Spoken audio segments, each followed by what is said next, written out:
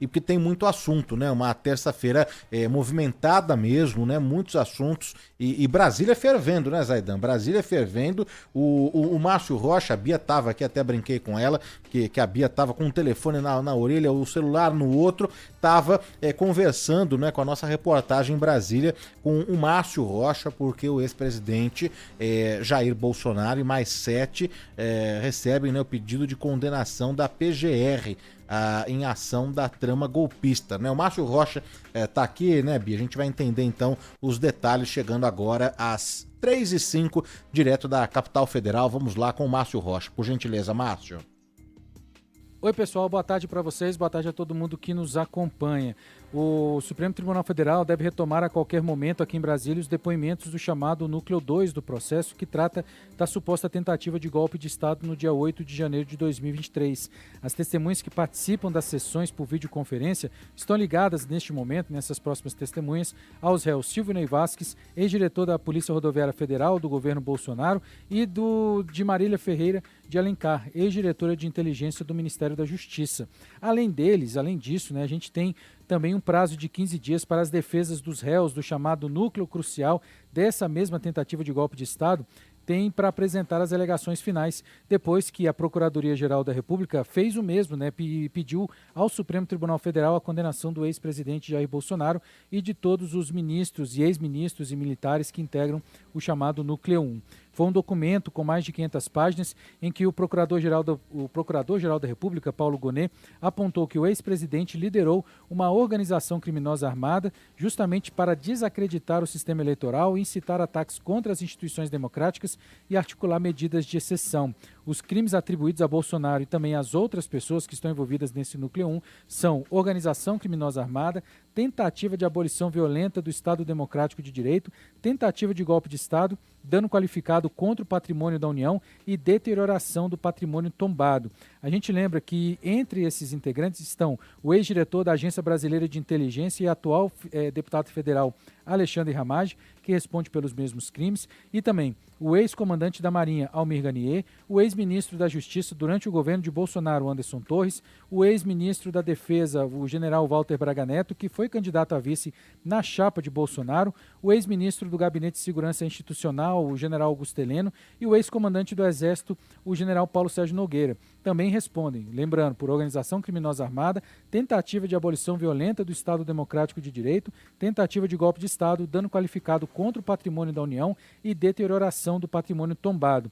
Já o caso do tenente-coronel Mauro Cid, que é tratado como réu colaborador, o Ministério Público Federal pediu a redução de 1/3 da pena que é atribuída a ele, mas é contra o perdão judicial por afirmar que ele cometeu omissões relevantes durante a delação. A Procuradoria pediu também a condenação dele por organização criminosa armada, tentativa de abolição violenta do Estado Democrático de Direito e os outros crimes que são atribuídos ao Núcleo 1 dessa suposta tentativa de golpe de Estado.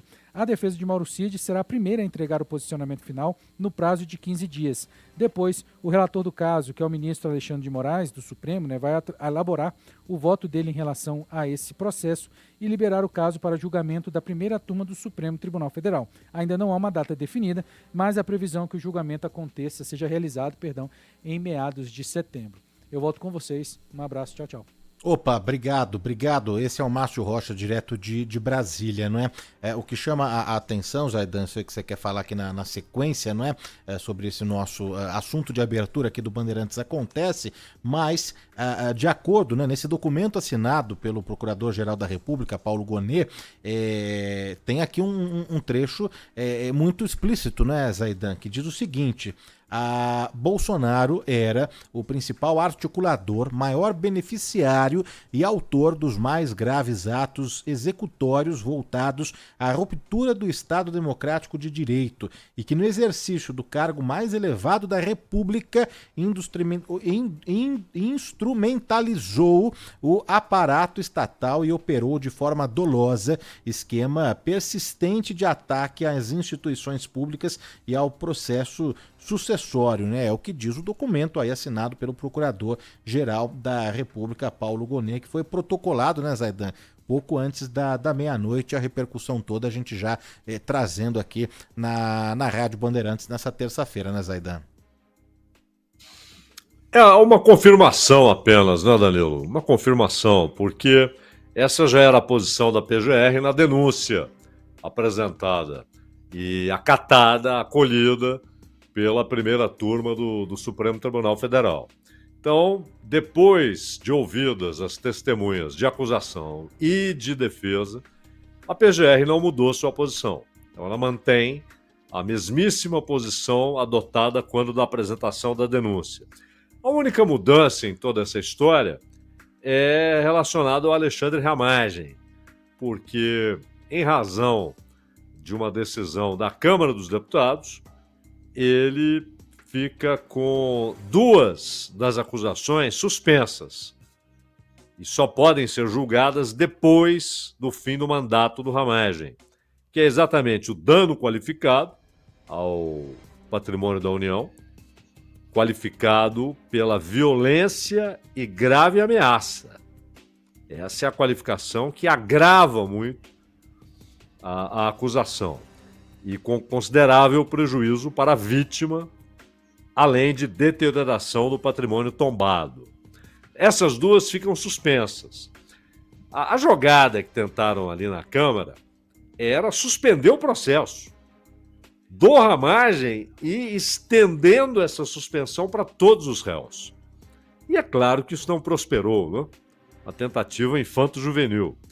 Então, ele, de acordo com o pedido da PGR, deve ser condenado por crime de organização criminosa armada, tentativa de abolição violenta do Estado Democrático de Direito e golpe de Estado, que são exatamente os crimes com penas mais elevadas. E ele não está livre das outras 2 acusações, mas elas só serão analisadas depois do fim do mandato. Isso está de acordo com a Constituição, porque esses 2 crimes estão relacionados ao 8 de janeiro. E aí ele já era diplomado como deputado. Não havia tomado posse, a posse foi em fevereiro, mas ele já estava diplomado. E depois da diplomação, a Câmara tem o direito de suspender o processo.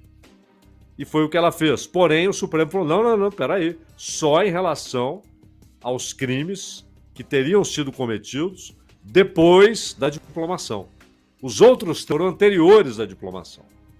E, portanto, essa decisão da Câmara não se estende aos outros 3. Os outros, Anderson Torres, Augusto Heleno, o Mauro Cid, que é uma situação especial, porque ele é o delator, então ele terá a premiação pela colaboração, o Paulo Nogueira, o Braga Neto, general Braga Neto, que era o candidato a vice na chapa do Bolsonaro, e o próprio Jair Bolsonaro. Lembrando que este é um núcleo.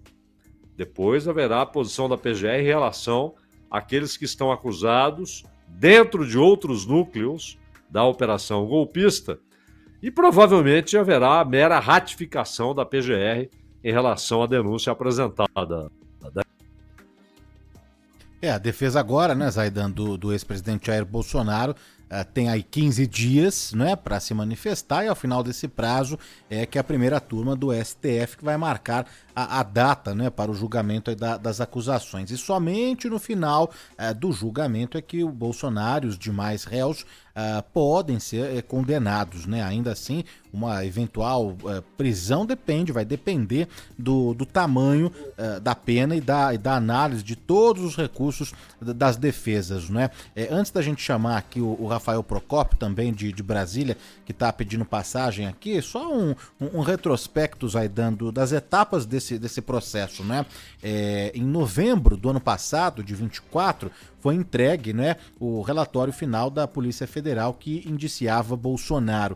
Fevereiro desse ano, a PGR analisou a investigação e denunciou Bolsonaro e aliados. Em março, a primeira turma do STF aceitou a denúncia da PGR e tornou Bolsonaro e os aliados réus.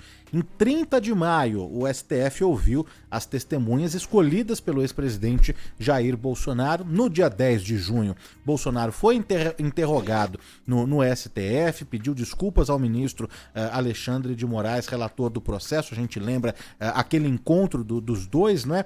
E aí agora sim à meia-noite, portanto, já no dia de hoje, dia 15 de julho de 2025, é que a PGR apresentou as alegações finais e pediu, então, a condenação, né? A gente tem o Rafael Procópio daqui a pouquinho, Bia, é isso? A gente vai...